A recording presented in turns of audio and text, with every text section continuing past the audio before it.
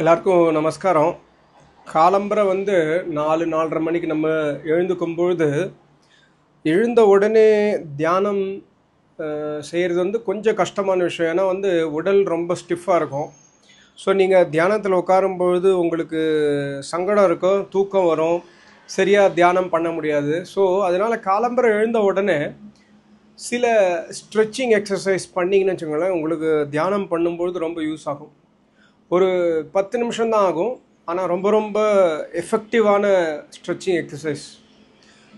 So முதல்ல நின்றுக்கிற மாதிரி நின்றுண்டு செய்கிற எக்ஸசைஸ். முதல்ல நின்றுண்டு இப்போ ஃப்ரீயாக இந்த மாதிரி உடை போட்டுண்டு உங்களுக்கு காலம்பரை நீங்கள் இருந்தோடனே கம்ஃபர்டபுள் எது இருக்காங்களோ அந்த மாதிரி வேர் பண்ணிட்டு முதல்ல ஸ்ட்ரெச்சிங் பாருங்கள். என்னுடைய கை மேலே போகும்பொழுது ஃபுல்லாக கேமராவில் கவர் ஆகாதுன்னு நினைக்கிறேன், அதனால் உங்களுக்கு கையை பண்ணி காமிக்கிறேன். இப்போ கை மேலே போகும்போது இந்த மாதிரி கையை இந்த மாதிரி இருக்கணும். கை இப்படி கை இருக்குது பாருங்கள், ஜாயின் பண்ணி இப்படி இப்படி மேலே போகணும். எப்படி சொல்கிறேன் பாருங்கள். நின்றுண்டு மூச்சு இழுத்துண்டு கையை பொறுமையாக மேலே எடுத்துட்டு மூச்சு இழுத்துட்டே மேலே போகணும். கை ரெண்டும் சேரணும், கை இப்படி சேரணும், காது கிட்ட கை வரணும். கையை திருப்பி நல்லா மூச்சு இழுத்துட்டு ஸ்ட்ரெச் பண்ணுங்கள். நல்லா ஸ்ட்ரெச் பண்ணுங்கள். இடுப்பு எல்லாம் ஸ்ட்ரைட்டாக இருக்கும். அப்புறம் பொறுமையாக கையை விட்டுட்டு மூச்சு வெளில விட்டுட்டே பொறுமையாக கையை மட்டும் கீழே கொண்டு வாங்க. இந்த மாதிரி பொறுமையாக, ரொம்ப பொறுமையாக பண்ணோம், ஃபாஸ்ட்டாக பண்ண தேவையில்லை. ஸோ இது இந்த ஸ்ட்ரெச்சிங் உடம்பை நல்லா ஸ்ட்ரெச் பண்ணி கொடுக்கும். காலம்பரை நீங்கள் தூங்கி எழுந்துக்கும் பொழுது உடம்பு ரொம்ப ஸ்டிஃபாக இருக்கும்ல, அந்த ஸ்ட்ரெச் கிடைக்கும் இதில். இது முதல் எக்ஸசைஸ். 1 or 2 டைம்ஸ் பண்ணால் போகிறோம். திருப்பி பண்ணி காமிக்கிறேன் பாருங்கள். பொறுமையாக கையை மேலே போகணும். கை மேலே போகும்பொழுது மூச்சு உள்ளே இழுக்கணும். மூச்சு உள்ளே இழுத்துன்னு மேலே போகணும். கை ரெண்டும் சேருங்க, கையை திருப்புங்க. இப்போ நல்லா ஸ்ட்ரெச் பண்ணுங்க. நல்லா ஸ்ட்ரெச் பண்ணி இழுங்க. எவ்வளோ இழுக்க முடியுமோ அவ்வளோ இழுங்க. அப்புறம் பொறுமையாக கையை விட்டுட்டு பொறுமையாக வெறும்னு கையை மட்டும் கீழே கொண்டு வரணும். தலை ஸ்ட்ரைட்டாக இருக்கணும். நான் இப்போ கேமரா பார்க்குறதுனால என்னோடய தலை லைட்டாக திருப்பி இருக்குது. இது முதல் எக்ஸசைஸ். ரெண்டாவது எக்ஸசைஸ் நான் கிட்ட பண்ணி காமிக்கிறேன். இங்கே பார்த்தீங்கன்னா இது ரொம்ப அருமையான எக்ஸசைஸ் கழுத்துக்காக. ஏன்னா நீங்கள் தியானத்தில் உட்காரும்பொழுது உடம்பு ஸ்ட்ரைட்டாக இருக்கணும், கழுத்தும் ஸ்ட்ரைட்டாக இருக்கணும். ஸோ இப்போ என்ன பண்ணோம், மூச்சை வெளில விட்டுருங்க. மூச்சை வெளில விட்டுட்டு இதால் கழுத்தை இப்படி டச் பண்ணிக்கோங்க. இப்போ மூச்சு வெளில விட்டுருங்க. இப்போ கழுத்தை ரொட்டேட் பண்ணோம். மூச்சு இழுத்துண்டு இப்போ மூச்சு இழுத்துக்கோங்க. ஹாஃப் ரொட்டேஷன் வரைக்கும் மூச்சு இழுத்துட்டே போங்க. இந்த இடத்துல உடனே மூச்சு வெளில விடுங்க.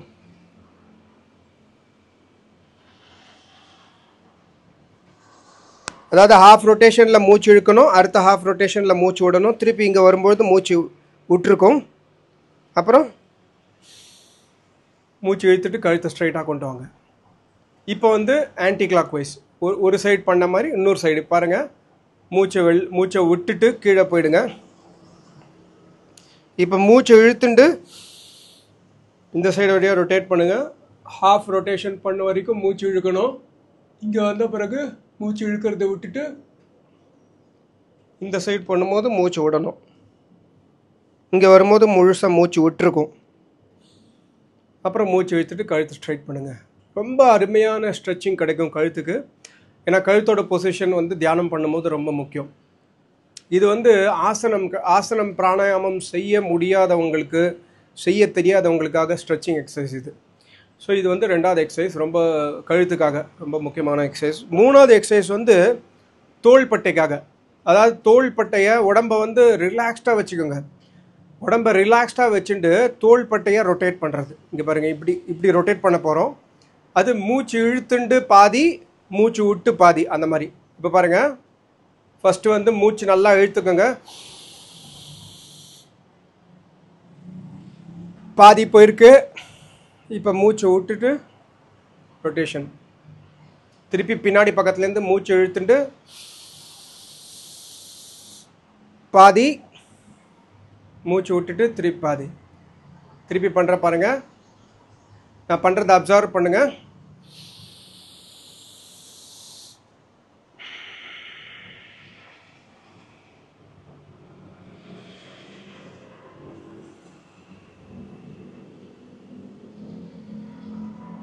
வெறும்ன தோள் பட்டைக்கு ஒண்டி தான் இந்த எக்ஸசைஸ். மூச்சு இழுத்து ஃப்ரண்ட்டில் வர்றது, இந்த சைடு ரொட்டேஷன் ஒன்று, இந்த சைடு ஒரு ரொட்டேஷன் ஒன்றா. ஸோ இதில் வந்து 4 பாகமாக பிரிச்சுங்க. பாதி பாகத்துக்கு மூச்சு இழுக்கணும், அடுத்த பாதி பாகத்துக்கு மூச்சு விடணும், திருப்பியும் பாதி பாகத்துக்கு மூச்சு இழுக்கணும், பாதி பாகத்துக்கு மூச்சு விடணும். ரொம்ப சிம்பிளான எக்ஸசைஸ். தோள் பட்டைக்கு ரொம்ப ஸ்ட்ரென்த்து கொடுக்கும், ரொம்ப ஸ்ட்ரெச் பண்ணும், தியானத்தில் ரொம்ப யூஸ் ஆகும். இது வந்து 3வது எக்ஸசைஸ். 4வது எக்ஸசைஸ் பார்த்தீங்கன்னா, இது நான் உங்களுக்கு சைடு பக்கம் பண்ணி காமிக்கிறேன். கழுத்து வந்து ஸ்ட்ரைட்டாக இருக்கணும். இப்போ பாருங்கள், உடம்பு இப்படி இருக்குது, ஸ்ட்ரைட்டாக இருக்குது பாருங்கள். நேராக பாருங்கள், நேராக கழுத்து ஸ்ட்ரைட்டாக இருக்கணும். இப்போ மூச்சு வெளியில் விட்டுண்டே வந்து ஃப்ரண்ட் பக்கம் குனியணும். மூச்சு வெளியில் விட்டுண்டே ஃப்ரண்ட் பக்கம் குனியணும். ஆனால் கழுத்து ஸ்ட்ரைட்டாக இருக்கணும், கழுத்து நேராக பார்க்கணும். ரொம்ப சிம்பிள். இப்போ மூச்சு இழுத்துட்டு ஸ்ட்ரைட்டாக வந்துடுங்க. திருப்பி மூச்சை வெளில விட்டுண்டே பின்பக்கம் அதே மாதிரி பண்ணால் நான் கழுத்து ஸ்ட்ரைட்டாக இருக்கணும். பாருங்கள், என் கழுத்து ஸ்ட்ரைட்டாக பார்க்குது பாருங்கள். திருப்பி ஸ்ட்ரைட்டாக வந்துடுங்க. இவ்வளோதான் எக்ஸசைஸ். இப்படி பண்ணி காமிக்கிறேன். ஸ்ட்ரைட்டாக பாருங்கள், மூச்சு இழுத்துருக்கு. இப்போ மூச்சை விட்டுண்டே ஃப்ரண்ட்டில் போவேன், ஆனால் கழுத்து ஸ்ட்ரைட்டாக இருக்கும். திருப்பி மூச்சு இழுத்துட்டு கழுத்து ஸ்ட்ரைட்டாக இருக்கணும், ஸ்ட்ரைட்டாக வந்துட்டேன்.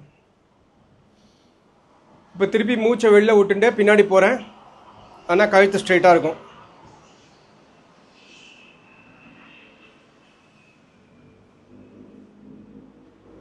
அவ்வளோதான். ரொம்ப சிம்பிள் ஸ்ட்ரெச்சிங் எக்ஸசைஸ். இந்த 4-5 எக்ஸசைஸ் நீங்கள் பண்ணிங்கனாலே உங்களுக்கு இதெல்லாம் நின்றுக்கிற பொசிஷனில் பண்ணோம். நீங்கள் தியானம் பண்ணுறதுக்கு ரொம்ப ரொம்ப யூஸ் ஆகும் இந்த எக்ஸசைஸ். அதுக்கப்புறம் தியானம் பண்ணும்பொழுது இதுக்கப்புறம் இன்னும் ஒரே ஒரு எக்ஸசைஸ் இருக்குது காலுக்காக. காலை நல்லா உடம்பை ரிலாக்ஸ்டாக வச்சுக்கோங்க. மூச்சு இழுத்துட்டு ஒரு காலை மேலே கொண்டு வரணும். அவ்வளோதான், சிம்பிள். பாருங்கள்,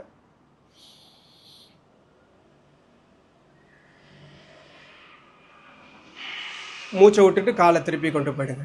அதே மாதிரி இந்த கால்,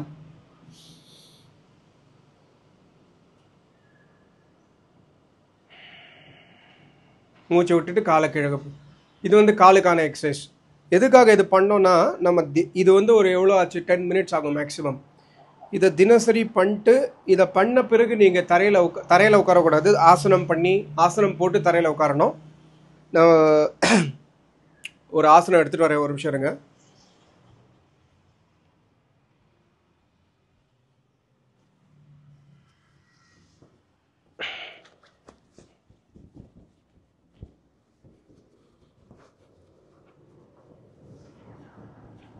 இப்போ ஆசனம் வந்தாச்சு. கேமராவை கொஞ்சம் அட்ஜஸ்ட் பண்ணிக்கிறேன்.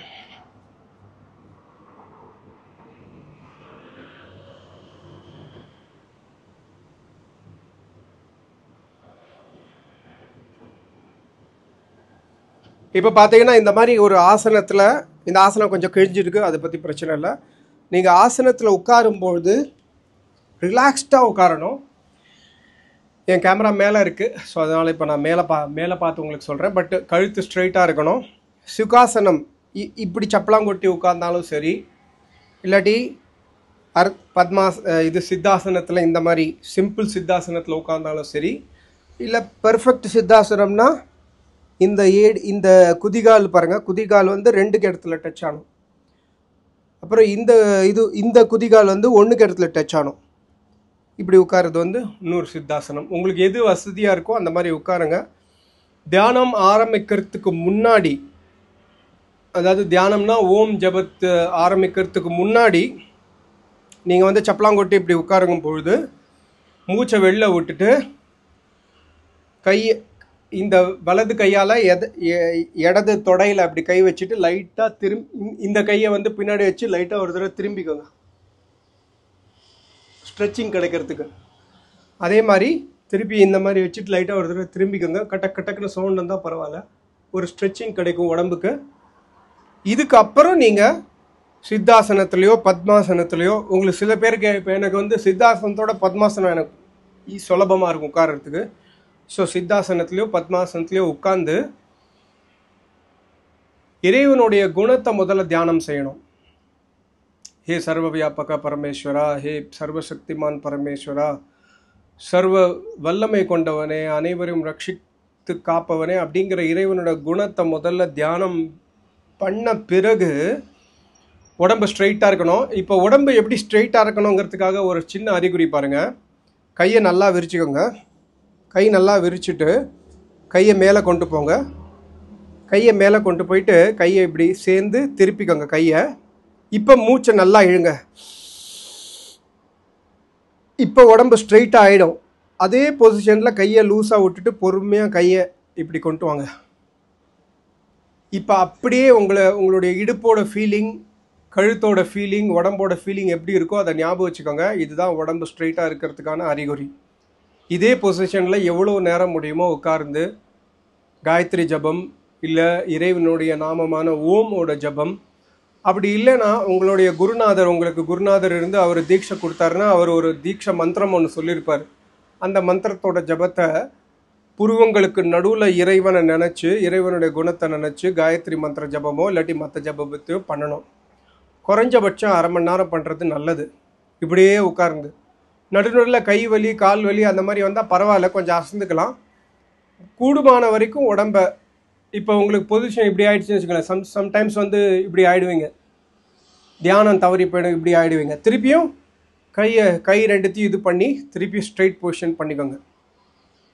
இந்த மாதிரி பண்ணிவிட்டு தியானத்தை வந்து இது ஒரு அரை மணி நேரம் கழித்து தியானத்தை முடித்து அப்புறம் பொறுமையாக ஒரு செகண்ட் இறைவனுடைய நினப்பில் இருந்து ஹே இறைவா அப்படின்னு சொல்லிட்டு இறைவனுக்கு நமஸ்காரம் பண்ணிவிட்டு அப்புறம் தியானத்தை முடிக்கணும். இது வந்து இந்த தினசரி இந்த ஸ்ட்ரெச்சிங் எக்ஸசைஸ் பண்ணிவிட்டு நீங்கள் பண்ணிங்கன்னா உங்களுக்கு நல்ல பெனிஃபிட் கிடைக்கும். உடம்பும் நல்லாயிருக்கும். காலம்பரம் எழுந்த உடனே சோம்பேறித்தனம் வராது. ரொம்ப நன்றி. நமஸ்காரம். ஓம்.